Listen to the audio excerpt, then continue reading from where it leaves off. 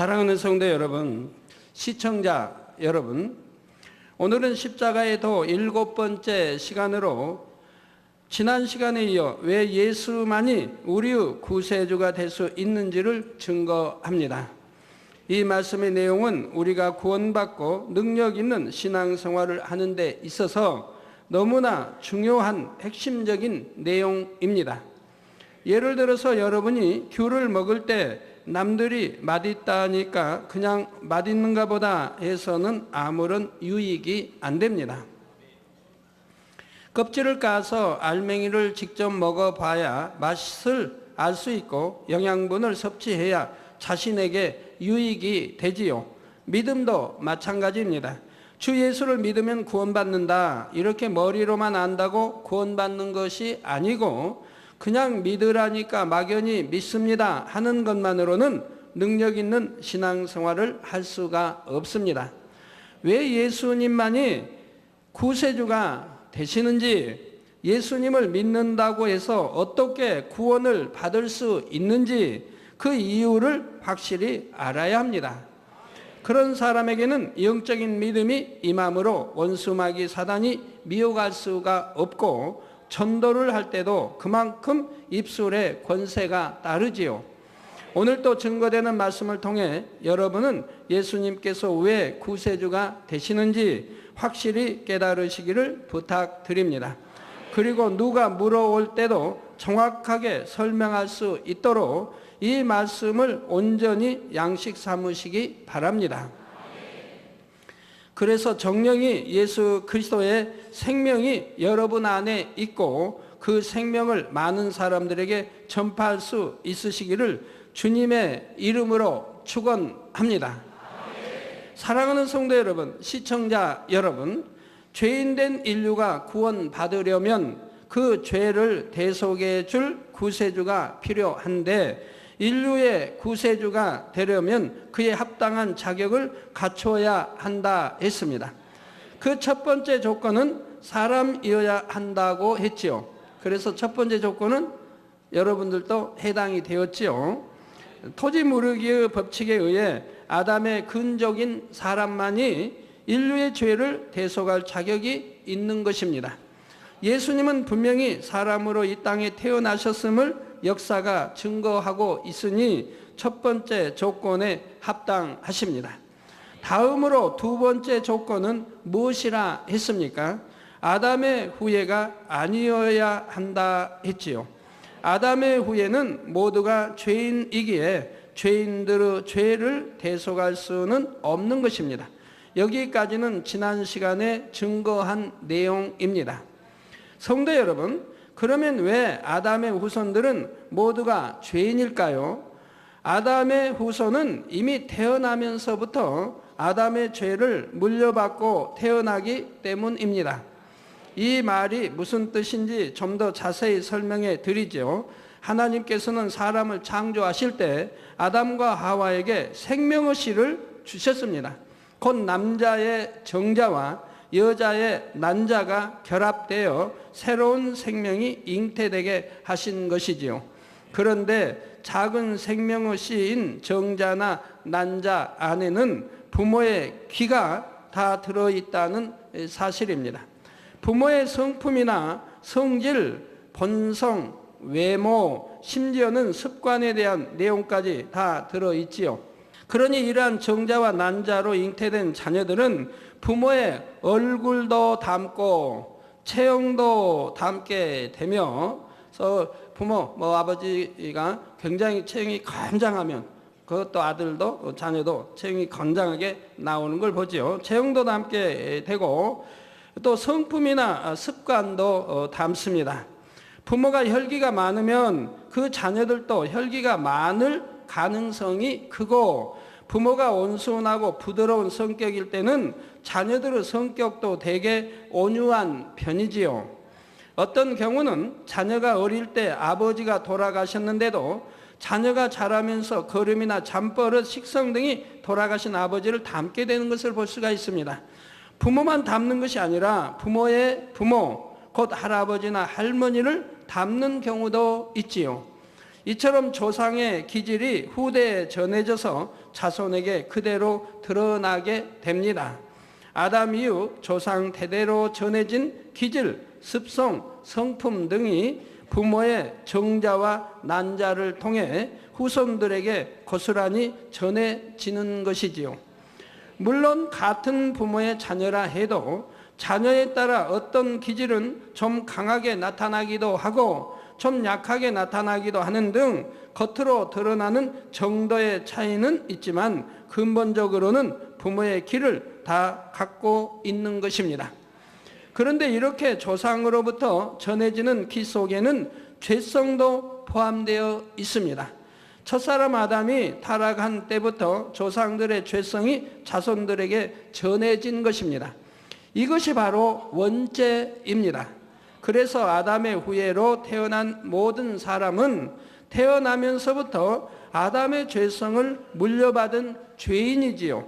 로마서 5장 12절에도 이러므로 한 사람으로 말미암아 죄가 세상에 들어오고, 이 한 사람은 아담을 말합니다. 세상에 들어오고 죄로 말미암아 사망이 왔나니, 죄의 삭은 사망이기 때문에 죄로 말미암아 사망이 왔나니 이와 같이 모든 사람이 죄를 지었으므로 사망이 모든 사람에게 이르렀느니라 했습니다. 한 사람 곧 아담의 죄로 인해 모든 사람에게 사망이 이르게 되었음을 설명하고 있는 것입니다. 이렇게 사람이 태어날 때부터 죄인이라 하면 갓난 아이들은 너무나 순수하고 깨끗하게 보이는데 그 아이들에게 무슨 죄가 있다는 말인가 하고 이상하게 생각하는 경우가 있지요.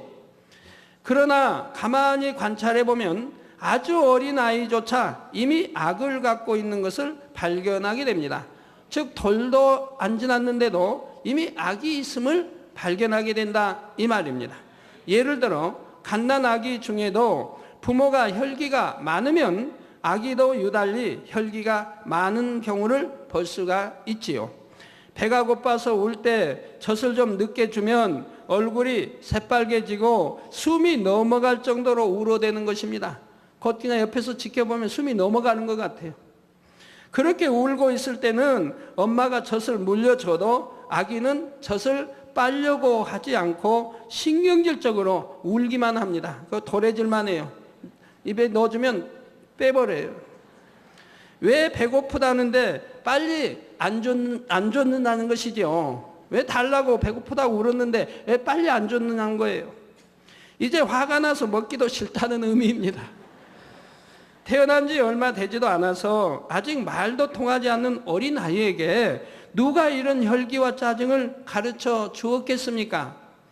누가 가르쳐 주거나 심어준 것이 아니라 이미 처음부터 부모의 죄성을 물려받고 태어난 것입니다. 저는 농촌에서 이렇게 자랐기 때문에 또 방학하면 이제 서울에서 방학하면 이제 농촌에 가서 방학을 보내죠. 그래서 이제 많이 그 아이들을 보게 됩니다. 제가 주영건 목사님도 제가 방학하면 가서 업고 다니면서, 어머니는 들에 가서 밭일, 논일을 하니까 업고 다니면서 새 때가 되면 이제 젖을 물리니까 가서 젖을 물리고, 그리고 제가 업고 집에 와서 그 집도 봐주기도 덜어 했어요. 그러니까 내 등에다가 오줌도 참 많이 쌌죠.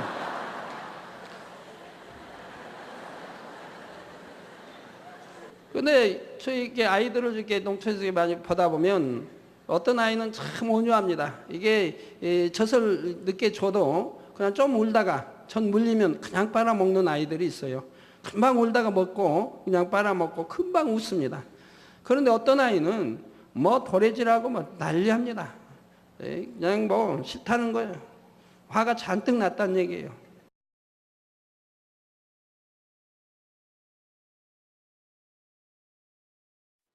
태어난 지 얼마 되지도 않아서 아직 말도 통하지 않은 어린아이에게 누가 이런 혈기와 짜증을 심어줬느냐 이 말입니다.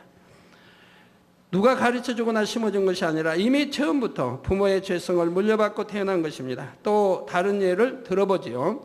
어린아이가 보는 앞에서 엄마가 다른 아기를 안고 사랑해 주면 어떤 일이 생길까요? 대부분의 아이들이 싫어하면서 다른 아이를 자기 엄마에게서 떼어내려 합니다. 왜 다른 아이가 우리 엄마한테 안겨 있고, 또 이제 농촌에서 옛날에 보면 장난하기 위해서 다른 아이를 젖을 물리게 됩니다. 그러면 이제 그걸 보질 못해요. 와서 그 아이 머리를 잡아 자꾸 떼어내려고 합니다. 먹지 못하게 떼어내려고 해요. 왜 우리 엄마의 사랑을 받느냐 하는 마음으로 속상해하는 것입니다.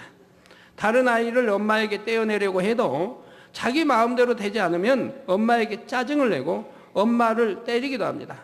아이를 떼면 안 되면은 돌아가가지고 엄마 등을 막 때리면서 막 웁니다. 그래도 계속 말 듣지 않으면 그대는 앙 하고 울어버리는 것을 볼 수가 있습니다. 만약 어린아이에게 죄가 전혀 없이 선하고 깨끗한 마음을 가졌다면 이런 반응을 보일 리가 없습니다. 진리는 좋은 것을 서로 나누어 주는 것이기에 자기 엄마의 사랑을 다른 아이가 나눠 받는다면 싫어하는 것이 아니라 오히려 기뻐해야 합니다. 그러지 못하고 싫어하는 이유는 우리 엄마의 사랑은 나만 받아야 한다는 욕심과 시기, 질투가 있기 때문이지요. 그렇다면 이 아이에게 누가 시기, 질투와 욕심, 짜증 이런 죄악을 심어 주었을까요?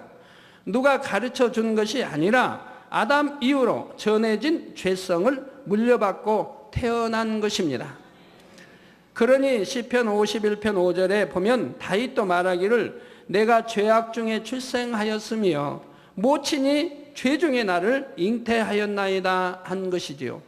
이처럼 모든 사람은 아담의 후손이며 원죄를 갖고 태어났으니 사람으로서는 아무도 구세주가 될 수가 없습니다.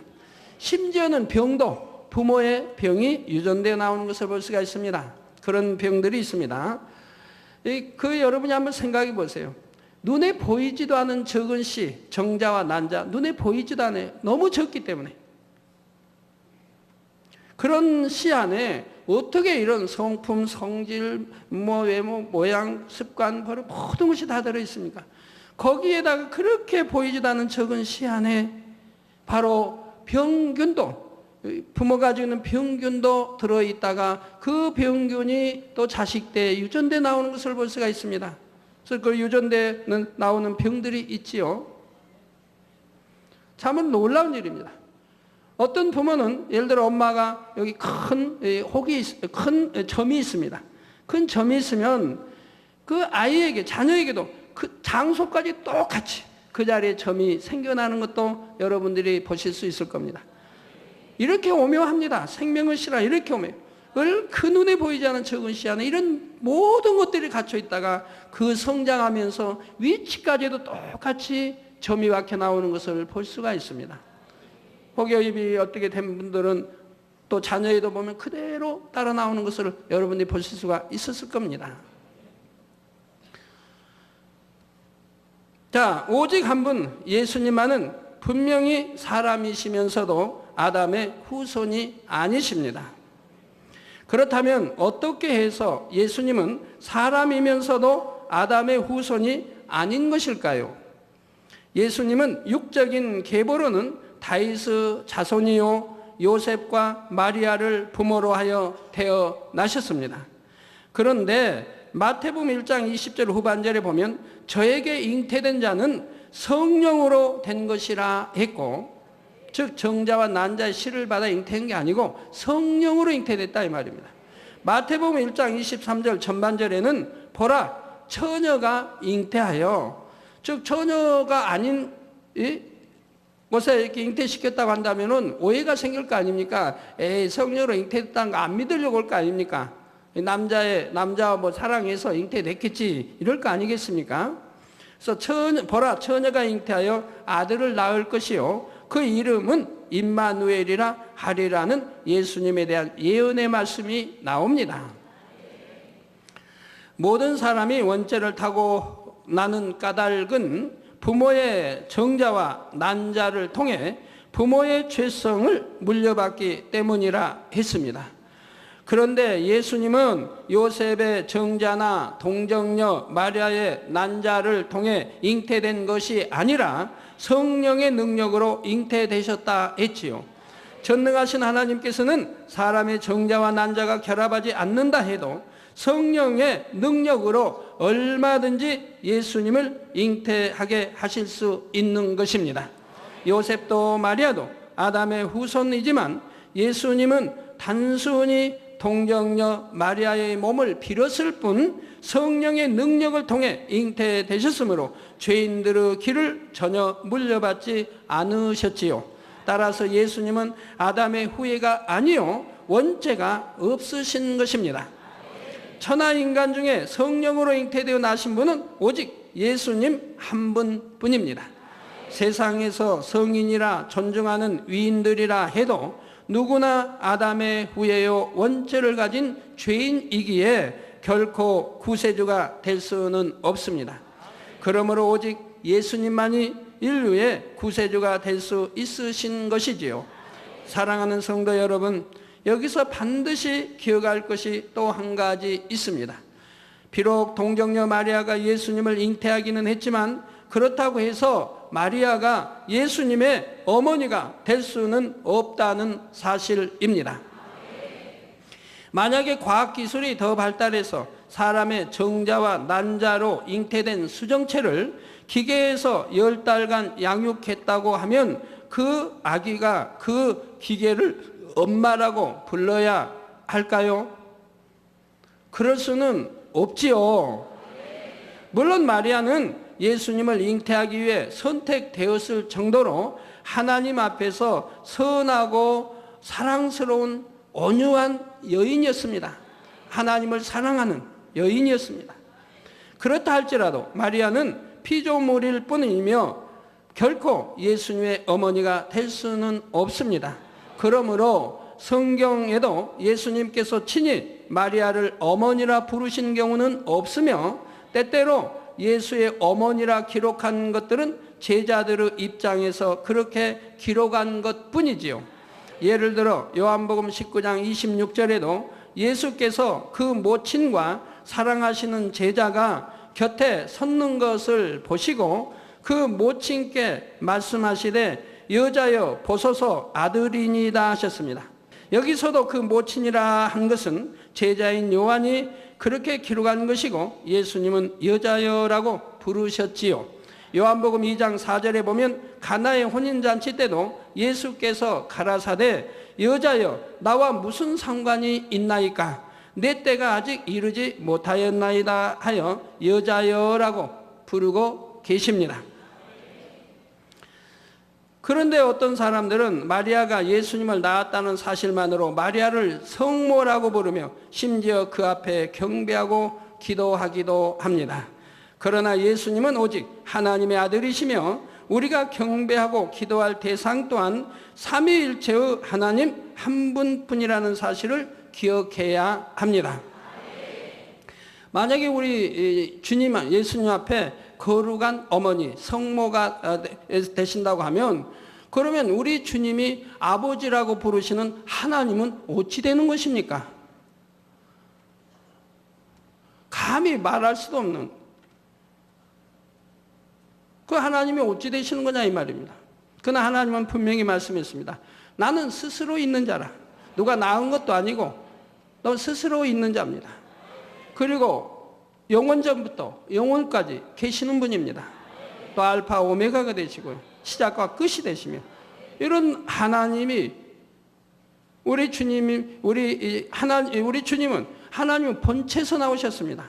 그런 우리 주님의 거룩한 어머니가 있다고 한다면 그러면 아버지인 하나님은 어찌 되시겠냐 이 말입니다. 말도 되지 않죠. 어제 지교회 성도님 자매님이 오셔서 이런 질문을 합니다. 당회장님, 십자가 도책을 신부님께 전했는데 신부님이 읽으셨나 봐요. 달라고 하니까 안 주시더래요. 책을 달라고 하니까. 그리고 이제 신부님이 이런 질문을 하더래요. 그런다고 하면 예수님은 어려서 아기 때 자라면서 동정녀 마리아를 무엇이라고 불렀겠느냐? 그 어머니라고 부르지 않았겠느냐라고 이런 질문을 할 때 답변을 못 했나 봐요. 오늘 말씀을 듣고 꼭 답변을 해 주시기 바라요. 자, 우리 예수님은 태어나시부터 다 아시는 분입니다. 그래서 12살이 됐을 때 이미 기록이 나와 있습니다. 예수님에 관한 성전에서 아주 율법, 성경에 정통한 사람들과 변론하는 장면이 나옵니다. 근데 그들이 다 놀랍니다. 성경의 학자들이 놀랜다 이 말입니다. 12살밖에 되지 않은 어린아이 같은 입에서 성경이 아주 정통되어 나온다 이 말입니다. 그래서 놀라는 장면이 나오죠. 이미 12세인데도 우리 주님은 성경에 정통하셨더라 이 말입니다. 그러면 동정녀 마리아 역시 마찬가지입니다. 동정녀 마리아는 예수님이 잉태하기 전에 이미 계시를 받았습니다. 그리고 잉태해서도 계시를 받았습니다. 하나님의 사자를 통해서 내가 잉태한 이 아기가 누구라고 하는 것을 이미 알았다 이 말입니다. 그리고 명심했다고 기록하고 있습니다. 성경이 명심을 했다. 그리고 세례 요한을 낳은 어머니를 통해서도 또 예언을 듣고 있습니다. 이 잉태된 아기에 대해서. 그래서 잉태된 아기가 참으로 거룩한 분, 거룩하신 분이라는 걸 안다 이 말입니다. 또 본인이 뭐 사랑해서 잉태된 거 아닌 것도 너무나 잘 안다 이 말입니다. 그 거룩하신 분, 그리고 성령으로 잉태되신 분을 마리아는 이미 계시를 통해 듣고 안다 이 말입니다. 그런데 태어난 아기에게 뭐라고 가르쳐 있습니까? 내가 내 어미다, 나를 어머니라고 부르라, 이렇게 가르쳤을까요? 도대체 말도 안 된 거죠. 그렇게 가르칠 리가 없는 거죠. 감히 어떻게 이분이 누구라는, 내가 잉태하고 있는 분이 누구라는 걸 아는데 그분 앞에 내가 네 어머니다, 나를 어머니로 부르라고 태어나서 자라면서 그렇게 하도록 가르치겠느냐 이 말입니다. 아닙니다. 그렇지 않습니까? 그리고 사람들이 많이 오해하죠. 그 이제 육의 요셉은 목수이기 때문에 뭐 부모를 도와서 뭐 목수일을 이제 30대에서 하나님 일하기 전에는 부모를 도와서 목수일을 열심히 하고 했다고 말합니다. 그러나 여러분 생각해 보십시오. 큰 사람은 생각이죠. 성경에 기록되어 있습니까? 아니지 않습니까? 사람은 생각이죠.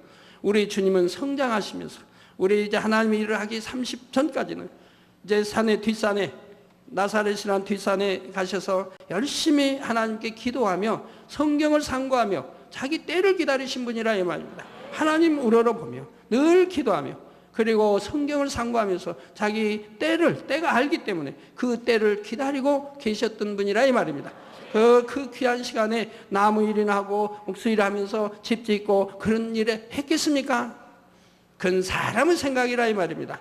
이렇게 설교하시는 분들 이제 수정하시기 바래요. 인터넷 통해 듣고 있는 많은 분들, 테이프를 통해 듣고 있는 많은 분들이 수정하셔야 됩니다. 그래서 마리아를 성모라 부르며 심지어 그 앞에 경배하고 기도하고 합니다. 그러나 예수님은 오직 하나님의 아들이시며 우리가 경배하고 기도할 대상 또한 삼위일체의 하나님뿐이라는 사실을 명심해야 할 것입니다. 사랑하는 성도 여러분, 구세주가 되기 위한 세 번째 조건은 원수 마귀를 이길 힘이 있어야 한다는 것입니다. 전쟁터에서 포로로 잡혀간 동료를 구해내려고 해도 적군에게서 포로를 빼앗아 올 힘이 있어야 하지요. 영적으로도 원수 마귀에게 속한 사람을 구원하려면 원수 마귀를 이기고 사람을 되찾아올 힘이 있어야 합니다. 그런데 아무리 체격이 좋고 힘이 센 장정이라 해도 원수 마귀를 이길 수는 없습니다. 여기서 원수 마귀를 이길 힘이란 물리적인 힘이 아니라 영적인 힘을 의미하지요. 영계에서의 힘은 죄가 없는 데서 옵니다. 빛이 임하면 어둠이 물러가야 하는 것처럼 죄가 없이 빛 가운데 온전히 거하는 사람은 어둠에 속한 악한 영들을 이길 힘이 있는 것입니다. 죄에는 원죄와 자범죄가 있습니다. 원죄는 앞서 두 번째 조건에서 설명한 대로 아담으로부터 내려온 죄성을 말합니다. 이게 부모의 부모를 피를 통해 타고난 죄성을 말하는 것이라 이 말입니다. 자범죄란 태어나서 성장하면서 자라면서 스스로 짓는 죄를 말하지요. 사람들은 살아가면서 크고 작은 많은 죄들을 짓습니다. 무거운 죄를 지은 사람만 죄인이 아니라 가벼운 죄를 지은 사람도 마찬가지로 죄인입니다. 야고보서 2장 10절에 누구든지 온 율법을 지키다가, 모든 율법을 다 지키다가 그 하나에 거치면 모두 범한 자가 되나니 하셨죠. 이건 가벼운 거니까 괜찮다고 생각해서는 아니 되는 것이라. 기왕이면 큰 것도 지킬 수 있다면 가벼운 거 지키는 건 더 쉬운 건데, 기왕이면 다 지키지. 뭐 때문에 이건 큰 거니까 이건 꼭 지켜야 되고, 이건 적은 거니까 그냥 넘어가도 되고, 그건 말도 되지 않지 않습니까? 수많은 율법 중에 단 한 가지만 범해도 그는 이미 죄인인 것입니다. 더구나 세상 사람들은 마음이 아무리 악해도 행함으로 범죄하지 않으면 죄인이라 생각하지 않지만, 영적으로는 행위적으로 범죄하지 않았다 해도 마음에 죄를 품고 있는 것만으로도 이미 죄인이지요. 요한일서 3장 15절에 보면 그 형제를 미워하는 자마다 살인하는 자니. 성도님 왜 살인하세요?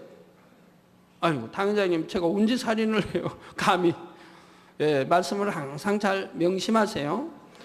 형제를 미워하는 자마다 살인하는 자니, 살인하는 자마다 영생이 그 속에 거하지 아니하는 것을 너희가 아는 바라. 형제를 미워하면 영생이 그 안에 없다. 구원받지 못할 것을 말씀하고 있는 거예요. 형제를 미워하는 것이 영적으로는 살인하는 거라 이 말입니다. 그러면 그 살인하는 자는 영생이 그 속에 거하지 않는다. 지금 구원받는 믿음이 없다는 거예요. 형제를 마음으로만 미워한다 해도 이는 형제를 미워해서 살인한 사람과 마찬가지로 죄인이라는 뜻입니다.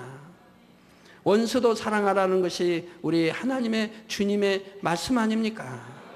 또 마태복음 5장 28절에는 여자를 보고 음욕을 품는 자마다 마음에 이미 간음하였느니라고 하나님 말씀하고, 마음에 탐심을 가지고만 있어도 도둑질한 사람과 마찬가지로 죄인이 되지요. 근데 탐심이란 나쁜 마음이 있으니까요.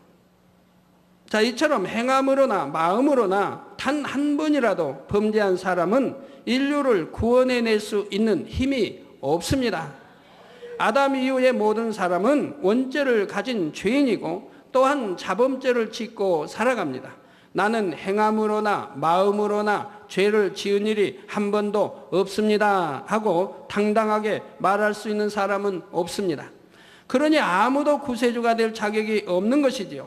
오직 예수님만이 원죄도 자범죄도 없으심으로 구세주가 되기에 합당한 자격을 갖추셨습니다. 예수님은 아담의 후손이 아니므로 원죄가 없으시다 했습니다. 또한 태어나서부터 십자가를 지고 죽으실 때까지 온전히 하나님의 율법을 지켜 행하셨기에 자범죄도 전혀 없으십니다. 태어나신 지 8일 만에 율법대로 할례하신 것을 비롯하여 마음으로나 행함으로나 결코 진리를 벗어나는 일이 없으셨지요.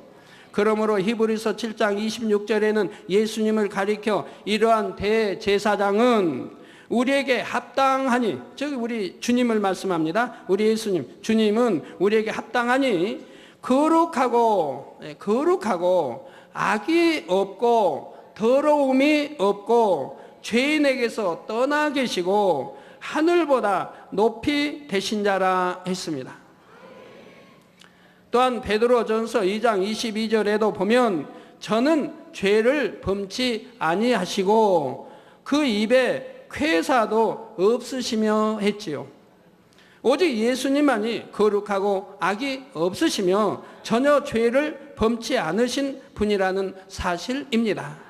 이처럼 예수님은 전혀 죄가 없으셨기 때문에 원수마귀 사단으로부터 인류를 구원할 힘이 있으셨으며 죄의 삭은 사망이라는 율법의 저주에도 매이지 않을 수가 있으셨습니다.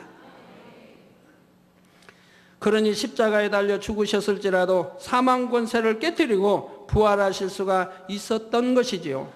사랑하는 성도 여러분, 예수님은 죄가 없으셨기에 사망 권세를 깨뜨리고 죄인들을 구원하셨을 뿐만 아니라 그 영적인 권세로 천하 만물을 다스릴 수 있으셨습니다. 원수 마귀 사단이 굴복할 뿐만 아니라 질병, 균, 약함도 예수님께 순종했지요. 악기에 들려 고통받는 자가 예수님 앞에 나왔을 때 예수님께서 악기에게 나가라 명하시면 악기는 순종하고 나가야 했습니다. 예수님께서 명하시면 질병, 균도 떠났습니다. 소경, 기머거리, 벙어리, 안전뱅이도 예수님께서 명하시면 온전한 몸으로 회복되었습니다. 그런다고 해서 우리 주님이 아무에게나 명하신 건 아닙니다. 응답받을 수 있는 믿음이 있을 때 명하십니다. 죄에서 떠나 있을 때 명하십니다. 안전뱅이 중풍병자가 왔을 때도 주님이 어떻게 하십니까? 네 죄사함을 받았느니라고 말씀하실 때 그 중풍병자가 상을 가지고 걸어가는 것을 봅니다. 저 죄사함을 주시니까 치료가 되더라 이 말입니다. 일어나 걷게 되더라 이 말입니다. 그래서 하나님과 어떤 죄담이 있기 때문에 응답이 되지 않는 것을 여러분들은 너무 많이 보았습니다. 통에 잡아갈 때, 성령이 통에 잡아갈 때, 그리고 기도받으면 그런 분들은 한결같이 깨끗하게 치료받는 것을 여러분들은 무수히 간증을 통해서 들으셨습니다. 그래서 우리 주님이 그 당시에도 소경 많이 있었습니다. 절름발이 많이 있었고 벙어리 많이 있었습니다. 그런데 우리 주님이 소경을 많이 치료하신 게 아닙니다. 주님이 소경을 치료할 때 그 소경에 대해서 성경에 기록이 났지 않습니까? 그 소경이 얼마나 착한 마음을 가졌는지, 얼마나 고든 마음을 가지고, 얼마나 진실된 마음을 가졌는지, 얼마나 거짓되지 않는 참 마음을 가졌는지가 기록되어 있습니다. 그래서 생명의 위험 앞에 있어도 저 예수로 인해 치료, 내가 눈을 떴다고 한다면 죽일 수가 있다 이 말입니다. 그 부모님들은 비겁해요. 자기 아들을 치료해 주신 주님을 부인하려고 대답 안 했는데 회피했는데, 아들에게 물어보라고 아들에게 전가했는데, 아들은 떳떳하게, 소경이 눈을 뜬 아들은 떳떳하게 말하더라 이 말입니다. 나를 치료해 주시면 그분이다라고 말한다 이 말입니다. 왜 어찌하여 여러분들은 그걸 모르느냐? 그분이 하늘로부터 오지 않았으면 어떻게 내 눈을 보게 하겠느냐라고 담대하게 이업 앞에서도 말하는 걸 본다. 그런 참마음, 진실된 고든 마음, 정직한 마음, 이런 마음을 가졌기 때문에 우리 주님을 만나서 소경이 그 눈을 뜨게 된 것이라 이 말입니다. 귀신들도 다 마찬가지입니다. 많은 분들이 참 귀신 들린 자도 마찬가지. 어떤 성령 해방이나 거기나 모두 또 내 입술로 그런 걸 하는 자들 했기 때문에 귀신들이 떠나지 않는 걸 보게 됩니다. 그러지 않는다면 명하면은 바로 떠날 수밖에 없는 것입니다. 또한 죄 없으신 예수님의 권세 앞에서는 천하 만물도 순종했습니다. 예수님께서 풍랑을 꾸짖으시며 바다를 향해 잠잠하라 고요하라 하셨을 때 풍랑이 그치고 바다가 잔잔해졌던 것을 볼 수가 있지요. 이러한 영계의 법칙은 예수님만이 아니라 예수님을 믿는 하나님의 자녀들에게도 해당됩니다. 요한일서 5장 18절에 보면 하나님께로서 난 자마다 범죄치 아니한 줄을 우리가 아노라. 하나님께로서 나신 자가 저를 지키심에 악한 자가 저를 만지지도 못하느니라 했습니다. 즉 하나님께서 나신 자라고 하면 바로 성자 우리 주님 또 성령을 말씀한다 이 말입니다. 그래서 여러분 성령의 불담으로 지켜주기 때문에 질병이나 균 어떠한 것이 틈을 타지 못하는 것을 보고 어떤 재앙까지도 지킴받는 것을 여러분들이 보지 않습니까? 예를 들어서 여러분들이 어떤 몸에 상처를 크게 났습니다. 그러면 당연히 세상 방법으로는 소독을 해야 되고 그리고 주사도 맞고 붕대도 감아야죠. 그러나 우리 성도님들은 어찌합니까? 믿음 있는 성도님들은 그대로 놔둡니다. 공기 중에 노출시킵니다. 그럼 공기 중에 아주 세균들이 다 있는데 그런 세균이 거기에 상처난 살에 단다고 하면 당연히 의학적으로 어찌 되겠습니까? 안 되지요. 그런데 여러분들은 왜 노출되게 그때 붕대도 감지 않고 그리고 공기 중에 그냥 노출시켜 둡니까? 그런다고 주사를 어떤 주사를 맞은 것도 아니고 그리고 무슨 빨간 그 약을 바른 것도 아니고 그대로 놔둬. 그런데 그대로 깨끗하게 아무는 것을 볼 수가 있다 이 말입니다. 왜? 성령의 불담으로 지켜주기 때문에, 하나님의 자녀이기 때문에, 또 기도해서 성령의 불담을 지켜주기, 기도했기 때문에 성령의 불담을 지켜주기 때문에 공기 중에 세균이 틈을 타지 못하는 것이라 이 말입니다. 여러분들은 수도 없이 체험해보는 바라 이 말입니다. 그래서 하나님께로서 나신 자가 저를 지키심에 악한 자가 저를 만지지도 못하느니라 했습니다. 곧 하나님께로서 난 하나님의 자녀들은 하나님께로서 나신 자 곧 주님께서 지켜주심으로 악한 원수 마귀 사단이 해를 입힐 수가 없지요. 그러나 반드시 여러분 자신이 범죄치 않으므로 영적인 힘이 있어야만이 악한 영들이 감히 역사하지 못한다는 사실입니다. 아무리 하나님을 믿고 신앙생활을 오래 했으며 여러 가지 직분이 있다 해도 여전히 죄 가운데 살면 영적인 힘이 없습니다.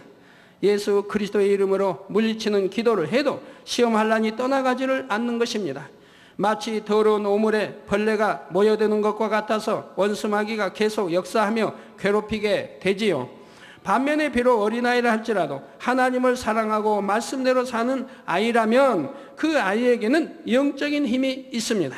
그 아이가 예수 그리스도의 이름으로 물리치면 원수마귀가 순종하여 떠나가는 것입니다. 여러분이 정령 진리 안에 살며 거룩한 마음과 행실을 이룰 때는 여러분 자신의 삶에서 어둠이 물러갈 뿐 아니라 다른 사람을 위해 기도해 줄 때도 하나님의 역사가 나타나게 되지요. 저는 이런 역사들을 무수히 체험해 보고 있지요. 제가 하나님을 믿기 전에는 저뿐만 아니라 자녀들도 늘 질병에 시달림으로 병원비와 약값이 끊임없이 들었습니다. 그러나 제가 주님을 영접한 후 오늘날까지 오직 하나님의 말씀 안에 거하여 죄와 상관없는 삶을 살아왔기에 저 자신은 물론 온 가족에게서 질병과 약함이 다 떠나갔지요. 하나님을 영접한 후에는 온 가족이 병원에 한 번 가본 일이 없고 약 한 번 먹어본 일이 없는 것입니다. 주사 한 번 맞아본 일이 없고요. 저희 자녀들도 마찬가지. 태어나서부터 지금까지 한 번도 주사 한 번 맞아본 일도 없고 약 한 번 먹어본 일도 없고 병원에 한 번 가본 일도 없다 이 말입니다. 제가 주의 종이 아니었을 때도 어린 자녀들에게 질병이 잠시 틈탔을 때는 자녀들에게 손을 얹고 기도해 주었고 그러면 즉시 질병균이 떠나고 씻은 듯이 나았습니다. 또 귀신 들린 사람들의 경우에도 영적인 권세가 있는 사람들을 너무나 정확히 알아봅니다. 귀신 들린 사람이 소동을 피우다가도 제가 가까이 가면 두려워 떨며 잠잠해지는 것을 볼 수가 있습니다. 다른 장소에 있는 귀신을 내어 쫓기에 제가 집에서 출발하는 순간부터 이미 귀신들이 잠잠해지고 두려워하는 것을 보았습니다. 자, 죄 없는 사람이 예수 그리스도 이름으로 기도할 때는 질병, 균이나 악한 영들만 아니라 생명이 없는 것들도 순종을 합니다. 주님께서 바람과 파도를 잔잔케 하신 것처럼 주님의 이름으로 기도함으로 쏟아지던 비가 멈추게 하거나 천기를 움직일 수도 있고 연탄가스에 중독된 사람에게 기도해 줄 때는 생명이 없는 가스도 순종하여 빠져나가지요. 그런 건 여러분들이 너무 많이 보셨죠. 우리 성도님 가운데 지금이야 연탄, 지금도 농촌에서 떼고 서울도 이제 연탄들 떼는 곳이 많다고 제가 들었습니다. 그러나 옛날에는 연탄을 많이 주로 연탄을 뗐기 때문에 연탄가스로 겨울 되면 죽어가는 사람도 꽤 있었다 이 말입니다. 그래서 제가 개척 때는 연탄가스에 취해서 의식을 잃어버리고 몇 시간 만에 발견되고 이런 사람들이 제 앞에 오면 기도 한 번 하면 한 2분이면 완전히 정상으로 돌아간다 이 말입니다. 그리고 후유증 하나도 없다 이 말입니다. 그래서 살아난 분들도 여기 일꾼 중에 여러분이 계시다 이 말입니다. 말 한마디 하면 연탄가스도 그냥 순종해 나간다 이 말입니다. 그리고 또 여러분들이 화상을 입어서 전세에 많은 화상을 입으면 그 열기로 얼마나 고통을 받습니까? 그런 분들도 이 열아 물러가라고 제가 기도하면 그냥 즉시 물러가는 걸 봅니다. 화상을 입은 사람들에게 기도해 줄 때는 먼저 화기를 물리쳐 주는데 이때도 뜨거운 열기가 즉시 순종하여 빠져나가므로 고통이 사라지는 것입니다. 본 교회의 성도님들 대부분이 이러한 역사들을 보고 듣고 체험한 증인들입니다. 이런 역사들을 볼 때도 영적인 힘과 권세는 바로 죄가 없는 데서 비롯된다는 사실을 깨달을 수 있는 것이지요. 사랑하는 성도 여러분, 오늘은 구세주의 조건 중 두 번째와 세 번째를 증거했습니다. 곧 구세주가 되기 위해서는 아담의 후예가 아니어야 하며 원수 마귀를 이길 힘이 있어야 한다 했지요. 마지막으로 네 번째 조건은 생명까지 줄 수 있는 사랑이 있어야 한다는 것입니다. 여기에 대해서는 다음 시간에 증거하겠습니다. 결론을 말씀드립니다. 사랑하는 성도 여러분, 인류 역사상 예수님 외에는 누구도 구세주의 조건에 합당한 사람이 없습니다. 모두가 부모의 정자와 난자를 통해 아담의 죄성을 물려받은 죄인들이며 평생 동안 무수한 죄를 지으며 살아가는 죄인들입니다. 성인이라 불리우신 석가도, 공자도, 소크라테스도 다 아담의 후예로서 원죄를 가진 사람들이요 하나님 앞에서 거룩한 삶을 살지는 못했지요. 예전에 오랜 세월 수양을 쌓고 도를 터득하였다 하여 많은 사람들의 존중을 받던 어떤 사람에 대해서 이런 일화를 들어보았습니다.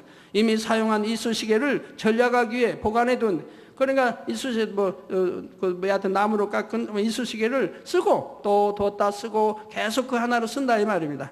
전략하기에 보관해두는데 수종하는 사람이 그것을 버렸다 해서 불같이 화를 냈다는 것입니다. 그 정도로 근검 전략하는 사람이었다는 것이지요. 그러나 그가 그 혈기 하나 다스리지 못하고 겨우 이쑤시개 하나로 인해 자신을 섬겨주는 사람을 민망하게 만든다면 이를 어찌 의로운 일이라고 하겠습니까? 또 최근까지 세계적으로 추앙받던 어떤 사람은 오랜 세월 동안 온갖 질병에 시달리다가 결국 질병으로 죽음에 이르는 것을 보았습니다. 이처럼 세상에서 아무리 인정받는 사람이라 해도 정작 자신의 죄 문제조차 해결하지 못하며 영적인 권세가 없으므로 어둠을 물리칠 수 없다라는 사실이지요. 사랑하는 성도님들은 오직 예수님만이 원죄와 자범죄가 없으시며 우리를 구원하실 자격이 있으신 것을 확실히 깨달으시기 바랍니다.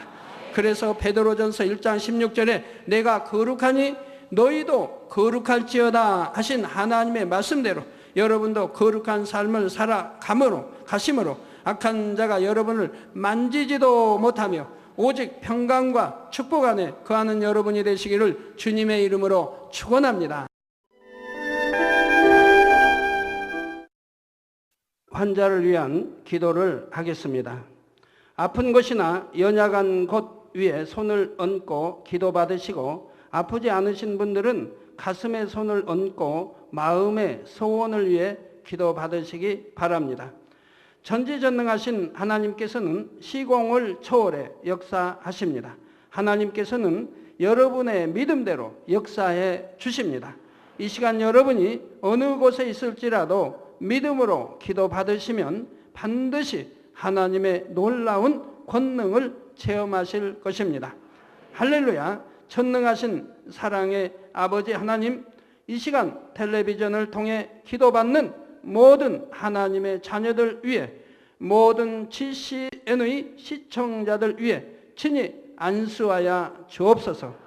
시공간을 초월하여 전 세계 어느 곳에 있든지 이 시간 믿음으로 기도받는 모든 시청자들 위해 친히 안수하여 주시옵소서. 믿어지는 믿음을 주옵시고 모든 부정적인 생각과 의심의 세력을 물리쳐 주옵소서. 모든 시험 환난도 물리쳐 주옵소서. 머리 끝에서 발끝까지 오장육부 뼈 마디마디 온몸의 신경과 조직과 세포에 이르기까지 아픈 곳마다 성령의 불로 태우시고 주님의 보혈로 씻어 주옵소서. 창조의 재상의 권능으로 역사하여 주옵소서. 예수 그리스도의 이름으로 명하노니 원수마귀 사단아 모든 질병균 연약함아 물러가라. 모든 유행성 질병균들아 물러가라. 모든 불치 난치병들과 풍토병 신종 질병들도 성령의 불로 태움받고 깨끗하고 강건함을 받을지어다. 위암, 폐암, 간암, 유방암, 자궁암, 대장암, 피부암 등 각종 암과 에이즈, 백혈병, 뇌졸중, 심장병, 폐병, 위장병, 각종 부인병, 고혈압, 저혈압, 당뇨, 피부병, 모든 염증도 깨끗함을 받을지어다. 소아마비, 중풍, 관절염, 디스크도 온전함을 입으며 요통, 두통, 신경통을 비롯한 모든 통증은 사라질지어다. 각종 사고의 후유증도 깨끗하고 온전함을 받으라. 감기, 몸살, 독감, 갑상선 질환도 성령의 불로 태움받고 깨끗함을 받을지어다. 간질, 자폐증, 우울증, 노이로제 등 모든 정신질환도 물러가라. 마음에서 어둠이 물러가고 기쁨과 평안이 임할지어다. 아버지 하나님, 창조의 재상의 권능으로 역사하사 연약한 것마다 온전케 하여 주시옵소서. 모든 마비된 것도 풀어지고 앉은 뱅이는 걷고 뛸지어다. 잘 안 보이는 눈은 잘 보이라. 잘 안 들리는 귀는 잘 들릴지어다. 소경은 눈을 뜨며 귀머거리는 들으며 벙어리는 말할지어다. 잉태하지 못하는 자에게 잉태의 축복을 주시고 부러진 뼈도 붙여주시며 화상 입은 것도 온전케 하여 주옵소서.